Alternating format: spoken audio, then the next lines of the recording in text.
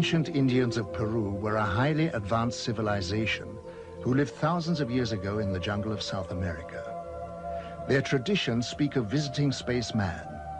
At their reservations are the amazing Nazca lines, which are etched into the earth and which are acknowledged as being aircraft runways and landing sites.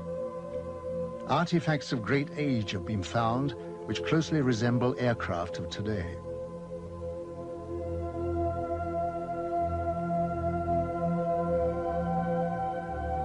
The sensational crop formations of England have generated great interest, and the question has to be asked if there is any connection with the etching in Peru.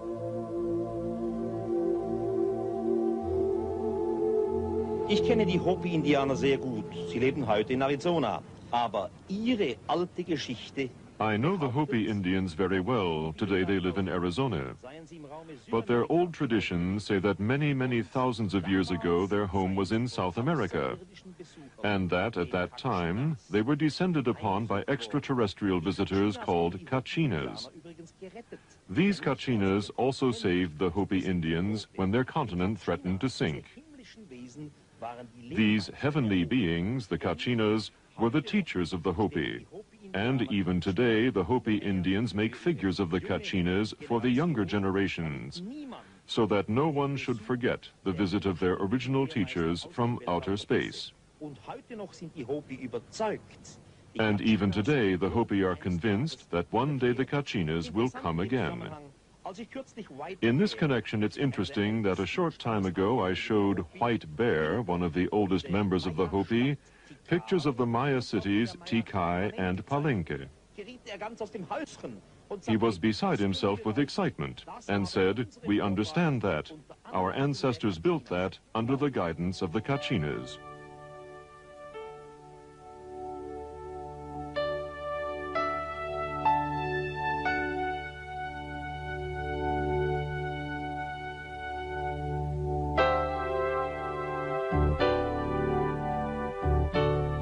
The great energy source of the cosmos can be extracted and focused to form a very potent electrical and magnetic power form. It is a power of great destructive potential, and the ability to control it can only be given to those of higher understanding and achievement. Such power sources were built into the Great Pyramids by another race thousands of years ago, when they needed recharging facilities for their spacecraft while on reconnaissance flights around the universe. The units were built within the protective framework of the pyramids to protect them from discovery. As the world focuses on the mystery of the Egyptian temples, our space probes have located similar strange pyramids on Mars. We have the very mysterious structures on Mars, pyramids, and particularly the large humanoid face looking into the Martian sky. All the investigations on Mars with the Viking probes show quite clearly that Mars has been in the past different. The physical makeup points to an ecological system. And the pyramids, again, really make quite clear that they cannot be possibly natural structures. I really believe that they are artificial structures. The human or humanoid face on Mars shows that if there have been visitors in the past, a long time ago, then they were humanoid.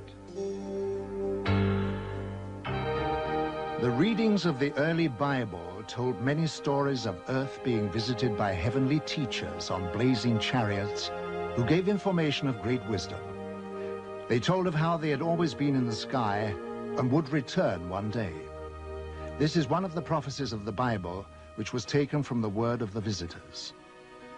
How did modern man go about interpreting these holy clues?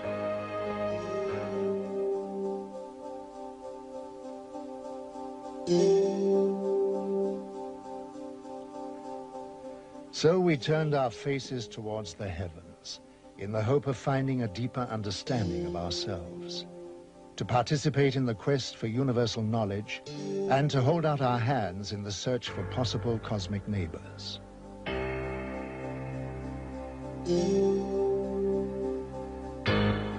if we consider that most of the stars in the Milky Way are twice as old than our sun, 10,000 million years old, then obviously there may be highly advanced old civilizations which have developed interstellar travel.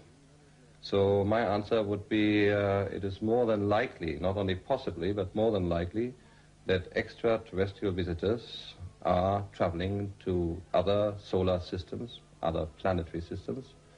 Thus, we really should expect extraterrestrial visitors in our solar system observing human civilization. As fantastic as this may seem, photographs of unknown flying craft, known as UFOs, have been taken around the world, captivating the public's attention for decades. This photograph was taken in 1978 in Brazil. This was photographed in Switzerland in 1975. These two UFOs were also photographed in Switzerland in 1975. This was taken in 1971 in Austria. This one was seen in 1987 in Canada. This UFO was photographed in Germany in 1977. This was taken in Colombia in 1971. This photograph of a shiny silver object was taken in North Charleston, South Carolina in 1980. Yet another photograph from Switzerland taken in 1975. This UFO with a cloud-like vapor was taken in 1974 in Denmark. This UFO was sighted in 1977 in Uruguay. A UFO in Indonesia, photographed in 1974. These three luminous flying objects were photographed in Barcelona, Spain in 1978. Every year, increasing numbers of UFO photographs are being taken by witnesses from around the world, giving growing evidence of extraterrestrial visitors. In 1946, George Adamski, a professor of philosophy, using his cinecamera, took the first moving pictures of alien spacecraft. This film shows the strange flight pattern of these machines. This picture shows three balls beneath the craft serving as condensers for static electricity. This film, also taken by Adamski, shows a telemeter disc, described as being a very small but highly technical reconnaissance craft. Adamski was an amateur astronomer who had a 6-inch telescope on the slopes of Mount Palomar. In 1946, he observed a huge cigar-shaped UFO and was astounded to see many smaller UFOs emerge from the mother craft. He was able to take a series of photographs of this amazing sight.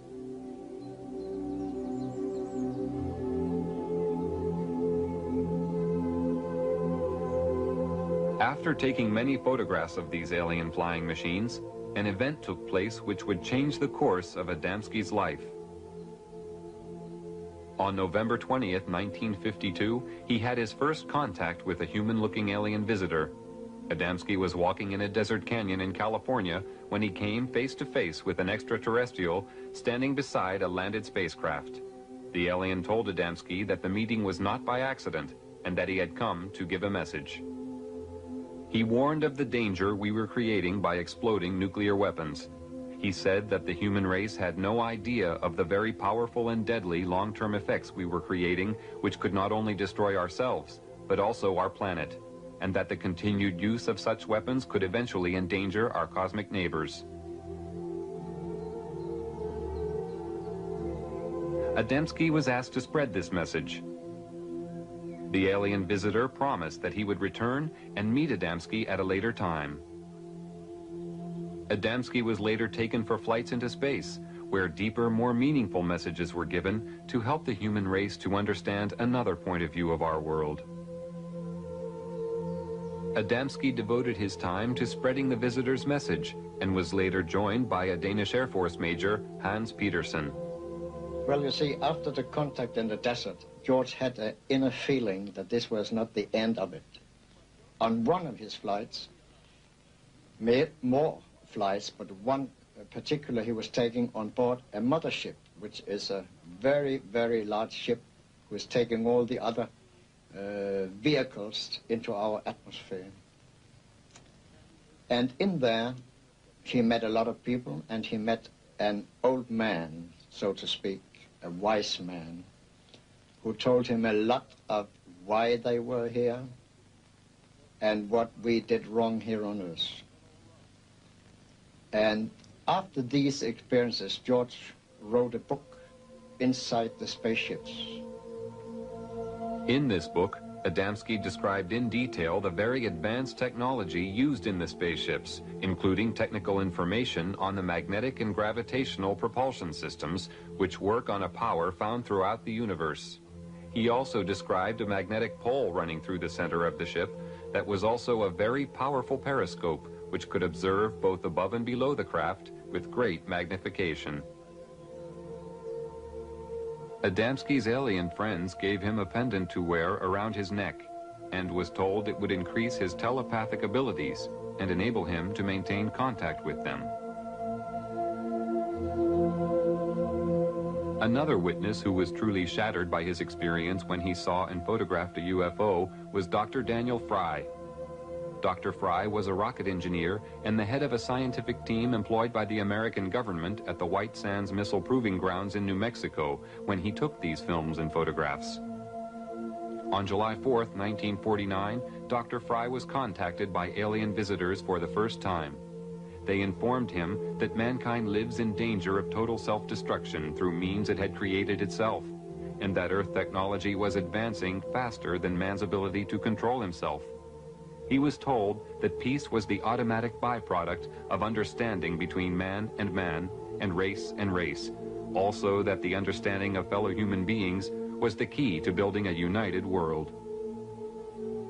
The most significant experience that I had is probably the finding out of the major purpose for this invasion, so to speak, was to keep this planet alive, that we're approaching an area of controversy which could result in the displacement of all humanity, because we had learned how to do that without learning how to get along with each other. When those among you responsible for your scientific achievements realize the significance of the destructive forces you are creating, only then will you understand that you are destroying your living planet, which is responsible for your very existence. We are here to advise, guide, and encourage you to turn your eyes towards the creation of a planet of peace and understanding, where your invention and universal ability coexist with the creative force of the cosmos. We are your brothers of the Galactic Federation, who wish only to have you by our side. We cannot join you until your thoughts turn from self-destruction to the eternal law of universal knowledge and understanding. There came a spaceship sailing, passing us, making a curve, going down south and coming in from the south, passing over our heads and disappearing to the north. And 1 hour later it came back and passed in low altitude, and it passed the moon, which has come up meanwhile, so you could see it was an Adamski type saucer. I've been so close to them. I have had the telemeter dish, the small flying saucers which are making reconnaissance within 75 meters, 2 of them. I have one being disintegrated on my terrace. I have seen flying saucers, the George Adamski type, within 200 meters in front of my car. I have seen 2 flying saucers land, both cases with my wife, so I had a witness. The founder of the German UFO Society, Carl Veit, is also a publisher of UFO books. For decades, he has published books written by contactees. Many years ago, he had the foresight to realize the value of the information. There were 12 of us sitting in the garden, and the pictures were shown by this television man. And I explained them again as well as I could. And in the middle of my explanation, the baby daughter, she was the youngest member of this family, called out, "Daddy, what is that?" and pointed up. We were all looking at the screen, and then we also looked. And there, vertically above us, or nearly vertically, there was a wonderful large UFO, rather low. Of course, we were all amazed. We gazed up, we waved, and in a way gave thanks that they had come during the UFO lecture and wished to greet us, or to say, "Yes, we are here, the ones you're talking about."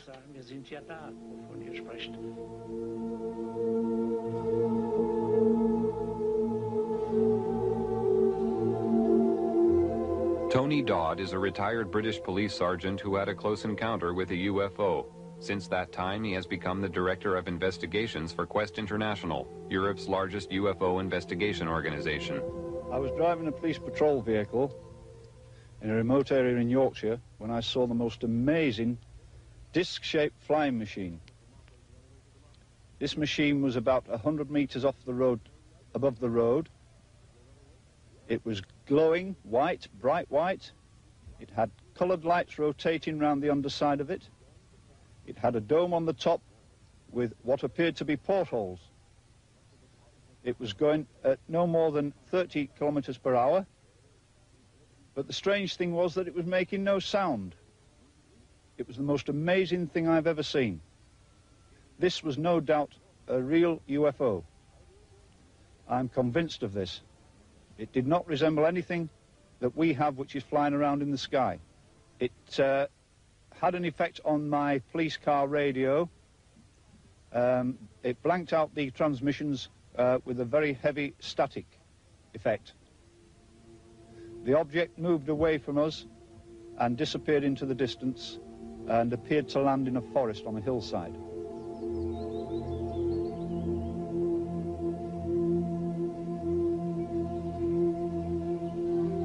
George once told me that they work in all countries, all over the world. And they live among us, they have jobs. One day, George met a couple in New York on Fifth Avenue. He was looking in a shop in the window, and a couple passed him with a little boy between them. And he got this strange feeling that they were space people. And he put a thought towards them. Are you space people? Then come back. They turned around and came back and said, your thought is correct. Adamski was given insight into the purpose of his life by his extraterrestrial friends. And in this sense, all these people who have come into contact with extraterrestrial beings are confronted with these wonderful facts, and they have also had an insight into their lives. Why they are here. That's what was also said to George Adamski, that he should, so to say, be a pioneer in the field of ufology, because in the development of the human race, we now face great, higher problems. Our first face-to-face contact with a member of your race in modern times was a man called George Adamski. He was chosen because of his astronomical awareness and placid naivete, coupled with a cosmological awareness. During our contact, he was told many things which he was asked to pass on to mankind, and was forewarned of the ridicule he would be exposed to. He showed high integrity and learned quickly the significance of our intentions. He was the ideal subject for our first contact. He created a chain reaction of awareness which continues to spread at the present time. He was the first seed sown by us to open the eyes of your world. The first thing that made me realize that there was definitely something else happening was as a result of the first sighting. After this, using my policeman's mind, I used to watch in the area where I'd seen this thing. And over a period of time, I saw many more of them. And it got to a fairly regular event. And I saw them at close range. I saw them doing aerobatics, almost on occasions as if they were doing them for me. on very remote hillsides. And then on one occasion, one came past, it flew over my head, and I flashed a light at it. And this thing turned round and came back. And as it got above my head, this was only about 25 feet above the ground. It had a long light on the front of it, a long elliptical shaped light. And as it got to my position, the light increased intensity, went down, and then increased intensity and went down again, almost as if it was signaling me back. And then it turned and flew off again. I knew at this time this was an intelligently controlled machine who was acknowledging my signal. I was certain before this time that there were alien craft flying around, but this particular incident really convinced me of this. So where are our alien visitors coming from? Or is it possible that they've been here all the time? If so, where? Military and civil airline pilots from around the world have constantly reported having the most unusual experiences in the skies, including contact with UFOs. On September 19, 1979, a UFO followed a military aircraft over Germany. This is a close-up of the object. This B-52 Canberra bomber was flying over Edwards Air Force Base in California in 1954 when a UFO was seen near the aircraft. Here is a close-up of the UFO. Many pilots flying B-52 bombers reported seeing UFOs. This one was photographed at 12,000 feet in June 1966 over Utah by aircraft pilot Williams. An aircraft over Venezuela had a close encounter with a UFO. This photograph was taken from the plane. In June 1976, the British Airways Concorde was being filmed in flight when a small UFO appeared. After maneuvering around the plane in a manner that indicated intelligent control, the UFO flew off at great speed. This was witnessed by the whole crew. Here is a replay in slow motion.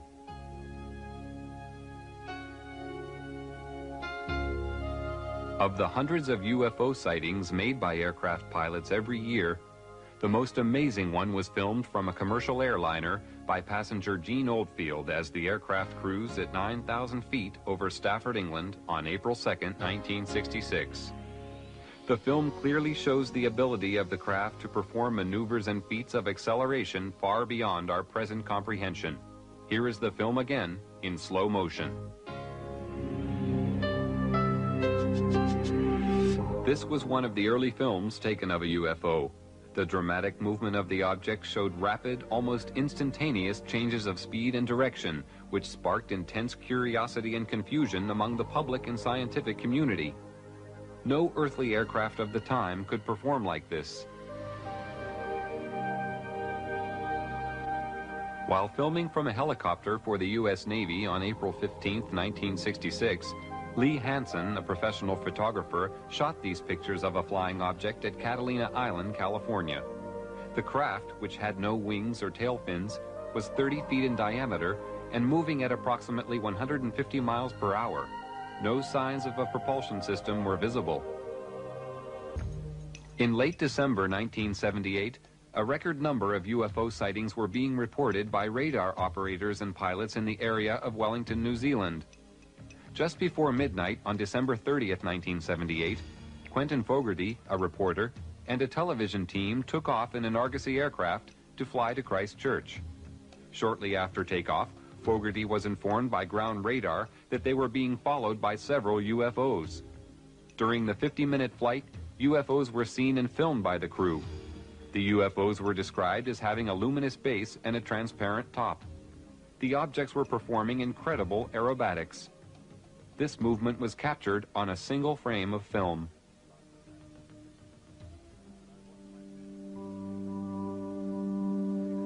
We have been present in your skies for hundreds of Earth years, but because of camouflage devices, you have been unable to observe us.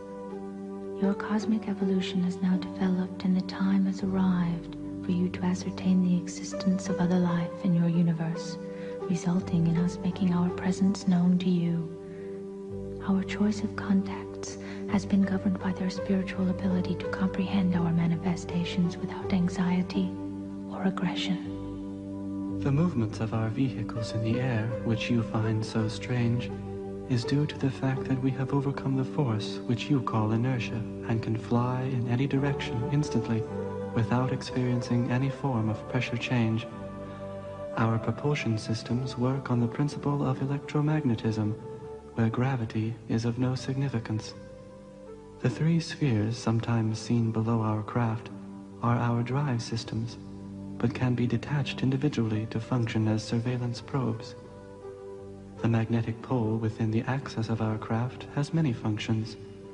It contains periscopic lenses for high-magnitude observation and assists in the absorption of static power for recharging purposes.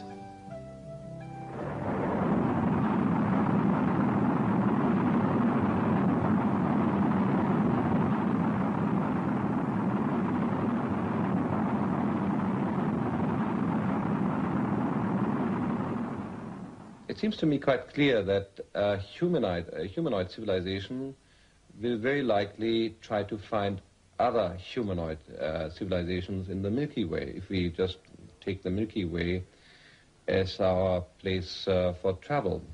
I'm not talking about extragalactic civilization now. The possibility of finding humanoid civilizations would always be of interest. Just like our astronauts, if we send them away in the search for life, will very likely try to find life which is a kind which is similar. If an astronaut has a chance to visit a planet where there's plant life or insect life, or another planet where there's humanoid life, he very likely will travel to the planet where there is humanoid life. And so it should not surprise us that the extraterrestrial visitors are always described as being humanoid. The following sequence of photographs and film was taken by the astronauts. While in space, they had many encounters with UFOs that are now being revealed for the first time after decades of secrecy. On the Gemini 4 spaceflight on June 3, 1966, astronaut James McDivitt took a photograph of this cylindrical object. On the mission of Gemini 7, astronaut Frank Borman reported seeing these two objects flying in formation. On the Mercury 1 mission on February 20, 1962, John Glenn took this picture of two glowing objects. On the Gemini 11 mission, September 13, 1966, Pete Conrad and Richard Gordon observed a cluster of UFOs alongside their craft. They described them as large and very bright. During the Apollo 11 mission in July 1969, Neil Armstrong and Buzz Aldrin saw these two UFOs, which were in orbit around the moon. The astronauts filmed the extraordinary glowing objects from the Apollo 11 spacecraft and reported to Johnson Space Center in Houston, Texas, that the UFOs even accompanied them to the moon. Many astronauts made their own private films while on space missions. This film, shot by James McDivitt in a long sequence, shows the remarkable aerobatic ability of UFOs. The astronauts faced UFOs so regularly that they became part of their everyday life. Because of restrictions, however, they were unable to describe their encounters to the public. One of the first to break the silence is former astronaut Brian O'Leary, a professor of physics and an astronomer from Princeton University, who comes forward for the first time to speak of the reality of visitation from out of this world. What I do know from my own experience and from scientific investigations and experiments is that UFO phenomena and a range of other events are part of our reality, as incredible as they may seem. Jetzt war es dann endlich soweit. Der erste Mann war auf dem Mond gelandet. It's one small step for man, one giant leap for mankind. During their moonwalks, a giant glowing UFO hovered above their heads. While in orbit around the moon, a huge object remained in view for a considerable amount of time before it suddenly disappeared. This UFO was seen above the landing site. This cigar-shaped UFO was photographed from the orbiting space module. Down to the pad. And that may have been a small deal, but that's a long. On this very first trip into the unknown, the astronauts repeatedly reported to Mission Control that they were being escorted by unidentified flying objects. After landing on the moon, the astronauts stated that the UFOs were still present in the distance, hovering near a large crater. They were well aware that they had been observed throughout their entire mission. It's also like sundown again. Yeah, powder. I was rolling on the moon one day in a merry, merry month of December. No, May's the month. May, that's right. May is the year of the month. When, much to my surprise, a pair of lovely eyes. Hello, Ryan. It's Houston. Hi there. We lost you for a while. Yeah, we sure did.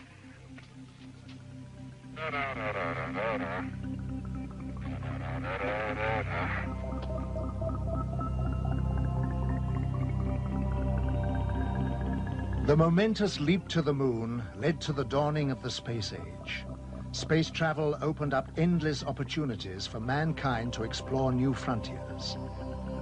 NASA's plans are already well underway for colonies to be developed on other planets, beginning with Mars.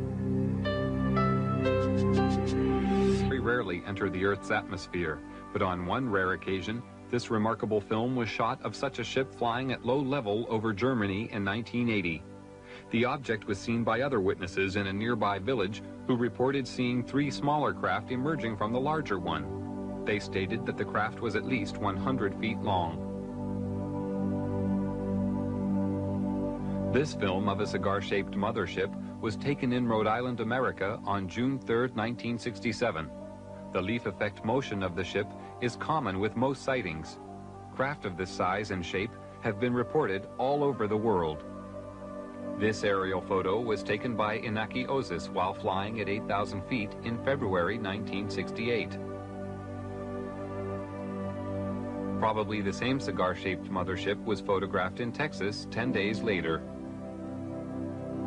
Over the following few days, an object fitting a similar description was reported by various witnesses.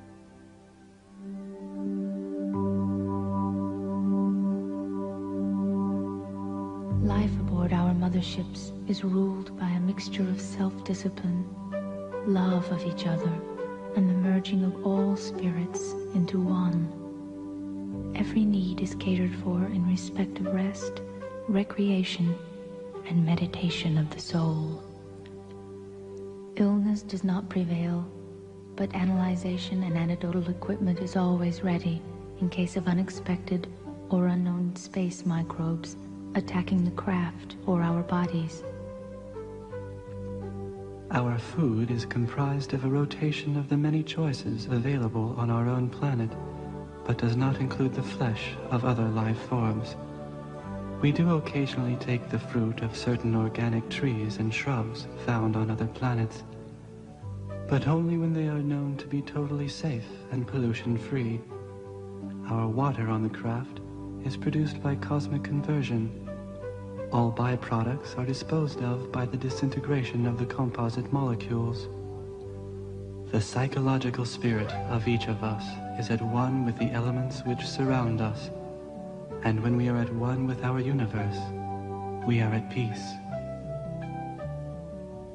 My personal views on UFOs are that these are alien-piloted vehicles.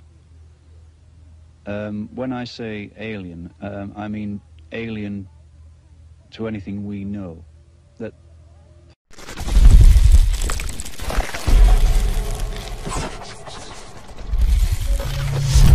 possibly they come from other worlds, but I think it's highly likely also that they come from other dimensions, other time spheres, and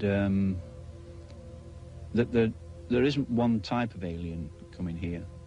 There are probably many of them, all from different areas. When people report these things, we get such a variety of things reported. So many shapes, so many forms, and this appears to cause the confusion because there is such a variety of these things. But really speaking, if these things are visiting us from a whole host of different areas, one would expect them to be different forms, different machines. And I think this person is the answer to it.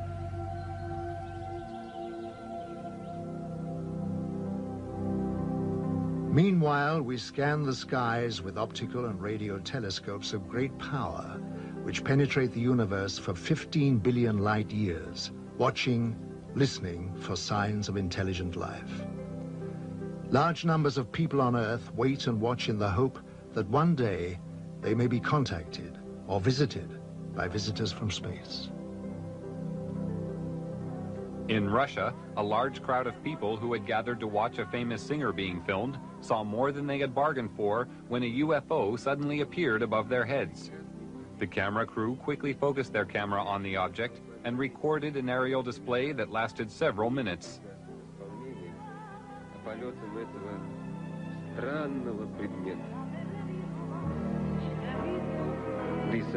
The crowd found this more intriguing than the singer.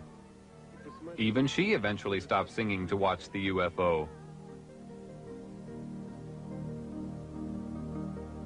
Numerous UFOs are seen over Russia regularly. These balls of light are identical to those reported in Belgium and the rest of Europe in 1990, which attracted extensive attention on top military and civilian levels.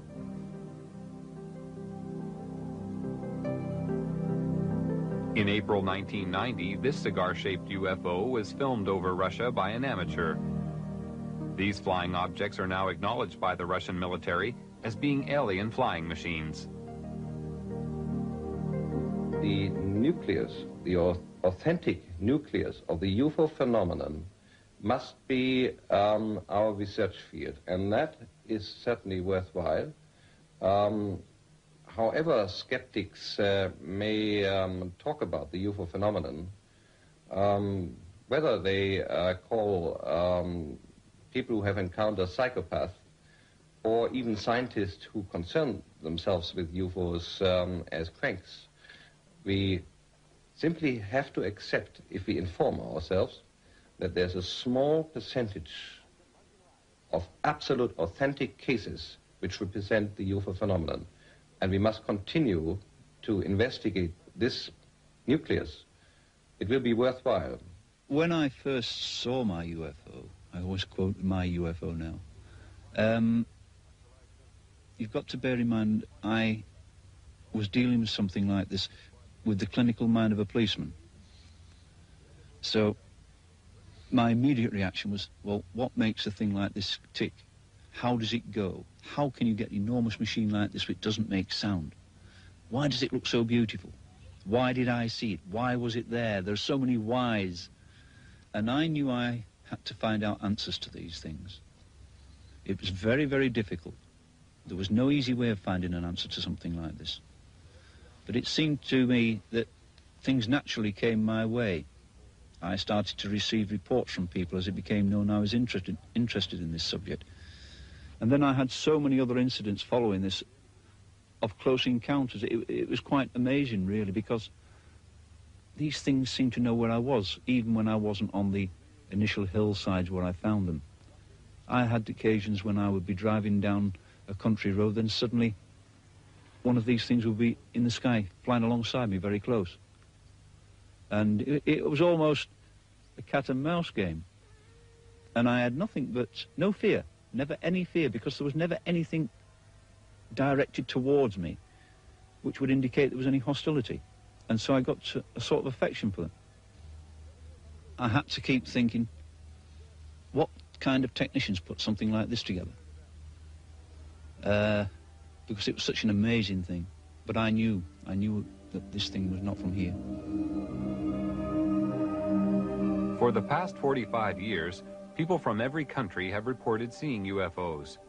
The descriptions of these objects have been all too similar, despite the fact that the witnesses live thousands of miles apart. Witnesses include astronauts, pilots, scientists, and police, even presidents of the United States. Jimmy Carter and Ronald Reagan have spoken openly about their seeing UFOs.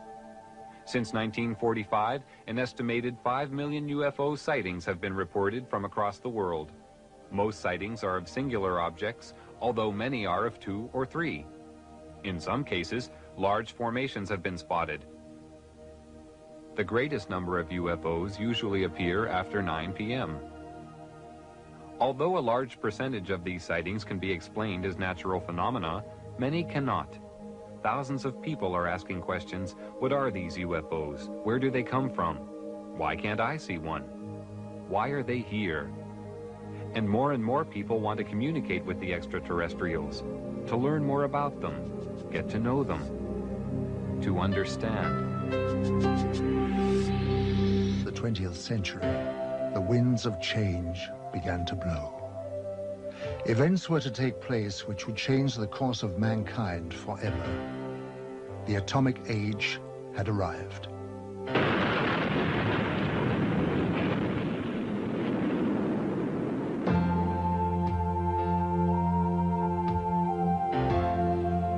As man detonated weapons of immense power, lights started to appear in the sky in a way that suggested that something was following the course of events.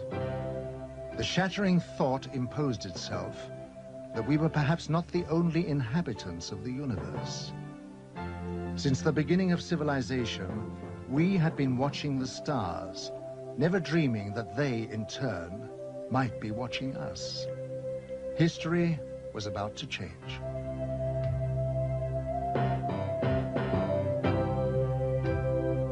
Because these lights appeared suddenly in the sky over Washington on July 20th, 1952, moving from the White House to the Capitol, hundreds of people witnessed the extraordinary event, and it left them stunned.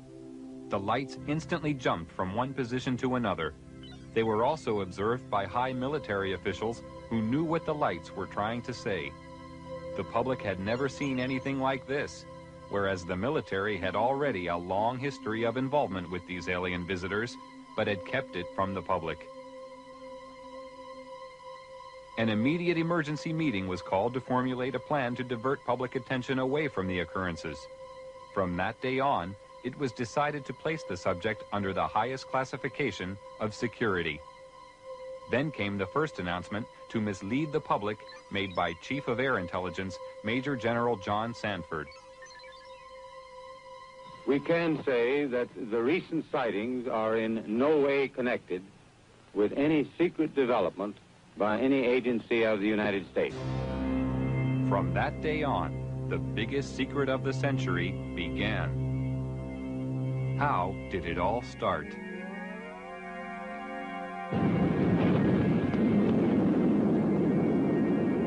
After the first atomic bomb was detonated, more tests were made of the effects on the environment and human subjects to gauge the degree of contamination unleashed. No knowledge of the devastating long-term effects existed at this time. Here in New Mexico, an Army base close to a small town called Roswell became the focus of attention on July 2nd, 1947, when Bill Brazel, a farmer, found a crashed disc-shaped craft on his land. The military arrived on the scene and quickly isolated the spot when they found debris scattered over a wide area. They also found 4 dead humanoid alien bodies who had been ejected from the craft. Because of many recent UFO sightings by the military, they accepted the existence of visitors from outer space who obviously possessed a technology which was far beyond our understanding. Now, for the first time, they had tangible evidence and were eager to learn its secrets.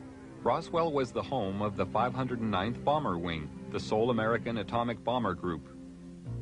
Major Jesse Marcel, an Army intelligence officer, was engaged on the recovery operation and asked Walter Haut, the Army public relations officer, to prepare a story for the local newspaper. He told me to prepare a release with basically the information that he gave me over the phone, when it was done, to take it into community and deliver it, hand deliver it to the 4 news media we had in Roswell at that time, which is what I did. The story was published in the local paper. The news was also prepared to be aired by the local radio, but Judd Roberts, the radio station manager, was warned not to broadcast it. Sorry. The question that we ran into is the very next morning, some friendly person, probably from Clinton Anderson's office, called us from Washington and said, we understand that you have some information, and we want to assure you that if you release it on this matter, because it's not supposed to be released, it's very possible that your license could be in jeopardy, and so we suggest that you not do it. And he said, when I mean in jeopardy, like maybe 3 days. Preparations were made at Roswell Army Base for the transport of the wreckage. Robert Shirkey witnessed the secret handling of the parts. They came in the front door, straight down the hallway, and right out onto the ramp to climb into the airplane. And these were the people that were carrying parts of the crashed flying saucer at that time, UFO today, that I got to see. And that was the only thing I got to see. And it was very short, very quick. Colonel Blanchard, in order to get out of their way, had backed into the doorway of the ops office. And I stepped up to him and I said, Colonel, turn sideways. I want to see too. On instructions from the Pentagon, Thomas Jefferson DuBose and General Ramey created a cover story saying the crashed object was a weather balloon. We used that in order to assuage the curiosity of the press. The wreckage was loaded back onto an aircraft and flown out under cover of great security and secrecy to Wright-Patterson Air Force Base. The pilot kept silent for several years, but informed his wife after the story appeared in a newspaper. I guess now that they're putting in the paper, I can tell you about this. I wanted to tell you for years. He said, I want you to read this article because it's a true story. And I not only know that it's true, but I'm the pilot who flew the wreckage of the UFO to Dayton, Ohio. Wright-Patterson Air Force Base was considered the most technologically advanced research center in the United States. The wreckage of the Roswell crash was dismantled for analysis. The matter was considered of such importance that the orders came directly from President Truman. Under the cover of the CIA, Truman created a group called Majestic 12 for dealing with and covering up all information about UFOs. President Truman gave the task of handling UFOs only to the highest-ranking generals. After the Roswell crash, a special group of scientists was formed and facilities built to be prepared to deal with any further UFO crashes which would occur. Wendell Stevens was a lieutenant colonel in technical intelligence in the U.S. Air Force and is now a UFO investigator. Now having an extraterrestrial vehicle and some bodies in their hands, didn't know when the next one would come down, where they came from, what they were going to do about it. There were a lot of unanswered questions. And the United States was in a turmoil at the time administratively because we were shifting from a war economy and a military-industrial command structure to a civilian structure. So the military was still dominant, and they wanted to keep control of this until they knew what was happening. So they created, and remember, General Marshall was our Secretary of State at the time. He was a five-star general.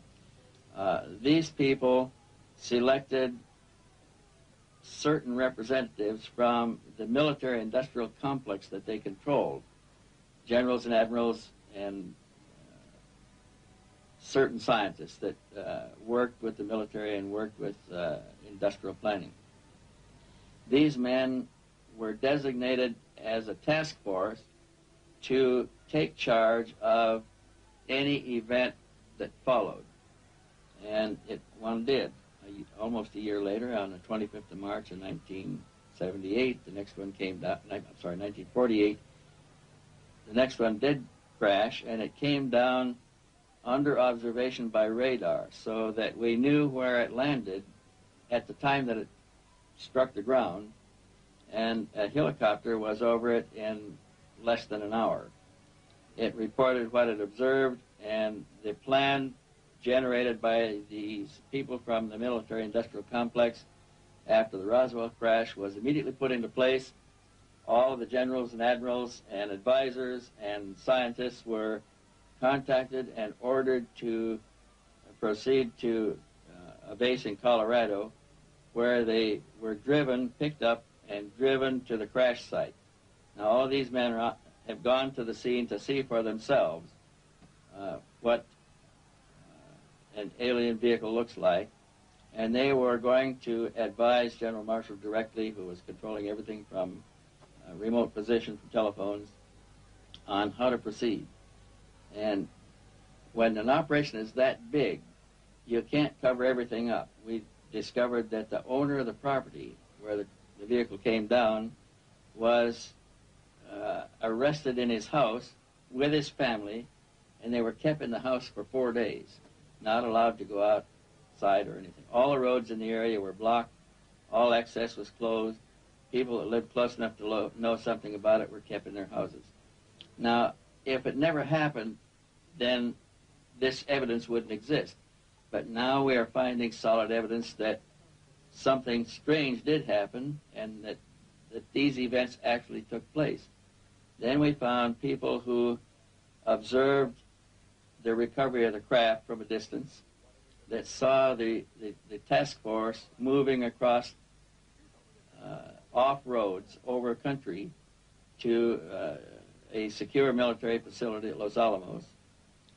And with these leads, we were able to turn up other witnesses, all of whom had been sworn to secrecy by their superiors at the time they participated in these events. And only a few of them would talk to us, and only on condition that they not be identified because of their vulnerability. What happens in a case of violation of security oaths of this nature, they could lose all pay and allowances due or ever to become due. They could be imprisoned. They could be fined a lot of things that none of them could stand. Through Secretary of State General Marshall, the security of the UFO situation was intensified. A closer relationship developed between the military and Majestic 12. As time passed, the power of Majestic 12 grew stronger. Virgil Armstrong was an intelligence officer with the CIA and worked with highly classified assignments. He retired with the rank of major. I received documents which said that a UFO had landed in the middle of White Sands, New Mexico proving grounds, and that this object was inert, was under surveillance, and would be kept under surveillance until they could determine whether it was hostile or friendly. It later turned out that it was friendly in that the occupants were dead, and when we got aboard, there were 5 bodies. The bodies were diminutive in size, in other words, 3.5 feet. The largest one was just under 4 feet. 2 of them were obviously the commanding officers because 2 of them wore epaulets on their shoulders. Later turns out that they were all male. When we flew them back to Wright-Patterson, of course, the examination, physical examination, and the autopsy, of course, revealed that they were indeed all male. From descriptions given by several witnesses, the aliens have very large eyes, a small nose, and a small mouth. They are usually about 3 feet 6 inches in height and have no body hair.